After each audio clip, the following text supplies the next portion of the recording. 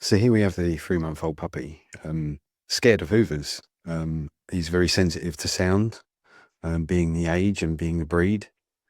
So immediately we have to work on desensitization around the object using food. As you can see, he's got an trepidation of coming closer. So using food to convince him to come closer, because basically dogs, they've got to use their nose. And once they start sniffing the object and stuff, they start to relax and realize that it's an inanimate object. He would bark and get very unsure as soon as the hoover came out, especially when the hoover started. So obviously right now we're working with the sound off, and then eventually we work up to the sound off. But as you can see, his whole demeanor is changing now. It's become almost like a little bit of a fun game, getting treats around the hoover.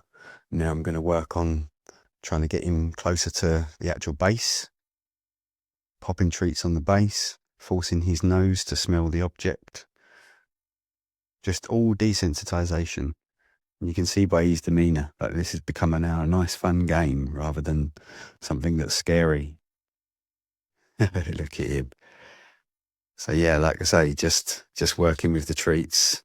Now he's trying to work the object out a little bit. Look, much more inquisitive now.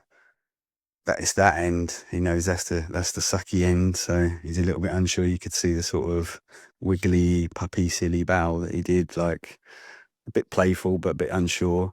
And I pulled a cable out, and you can see the reservation from him with the cable. I mean, that made a sound too. So immediately I see that sort of back pedal. I pop that on the floor, give him a chance to smell that. It's me just plugging the power in now, because now we're going to test with sound, because obviously that is much, much tougher for most dogs, to be fair, but especially a puppy. But doing it this early, early desensitization to the object, and then you can hoover your house without feeling guilty about sending your dog into a panic. Some dogs attack hoovers. Some dogs just run away from hoovers. There's nothing to be afraid of if you do some sort of exercises like this with them, make them a bit more desensitized to it. I'm trying to be careful with affection. If I show any sort of fear or reservation, rather use treats than affection. Affection's only when I'm seeing the things I like.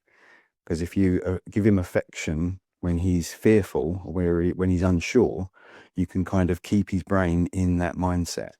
So again, just using food to make this a nice, positive, fun activity, and being that he's the age that he is, he's taking to it really, really quickly. If your dog's got a fear or phobia of hoovers, this is going to take a lot longer. You're going to have to work with the hoover just off more sessions, breaking it down, little 5-10 minute sessions of just get a few treats, investigate this object.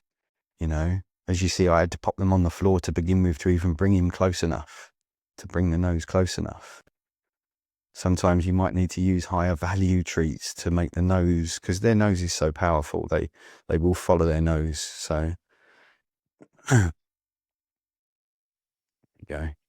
Again, like I say, we're working with the hoover actually on at this time, but I'm not trying to operate it, because again, operating it with you moving the head backwards and forwards, that can make the dogs very unsure as well. So right now, that's stage 1 of just working with the dog, trying to desensitize him around the hoover. Hope that helps if anyone has that trouble.